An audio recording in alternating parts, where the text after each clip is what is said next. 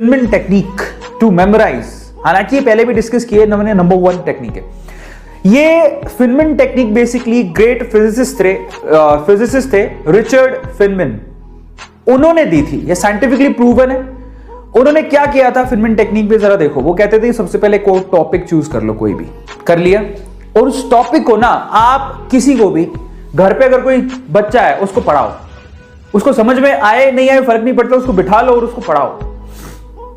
और मैं अपनी टाइम में क्या करता था कि किसी बच्चे को नहीं पढ़ाता था, इनफैक्ट मैं क्या करता था कि सामने पिलो पड़ा है, पिलो को ही रख लिया, हाँ भाई पढ़, उसको तो पीछे से चांटा भी मारोगे तब भी चलेगा, उसको कौन सा लग नहीं है, तो हाँ पिलो, वो नहीं होता सिराना, उसको रख लिया, हाँ देखो ऐसे से होता है। मैं करता था, मैं बहुत करता था। तो वो ये कहते हैं कि पहले कोई एक टॉपिक चूज करो, किसी बच्चे को पढ़ाओ, ठीक है। अब वो क्या कहता है, अब जब आप उसको पढ़ा रहे थे तो आप कहां कहां अटके वो देखो।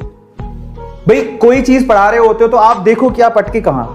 अब खुद को तो समझ में आ जाता है, इंसान खुद से तो नहीं झूठ बोल सकता, समझ में आ गया, तो खुद को समझ में आ जाएगा कि आपने मिस्टेक्स कहां करी। उन मिस्टेक्स को आइडेंटिफाई करो और उन मिस्टेक्स को फिर से रिव्यू करो। रिव्यू का मतलब आप किसी टॉपिक को पढ़ाते टाइम कहां पे अटके, आइडेंटिफाई करने के बाद क्यों अटके, कारण क्या था, क्या तुम्हें उस कॉन्सेप्ट पे क्लैरिटी नहीं थी तो टॉपिक को खोल के देखो, कॉपी को खोल के देखो जाके, या फिर जिस टीचर ने पढ़ाया था उसने कैसे पढ़ाया था उसको चेक करो। रिव्यू करने के बाद फिर से उस टॉपिक को उस बच्चे को पढ़ाओ या सिराने को पढ़ाओ। समझ में आ गया?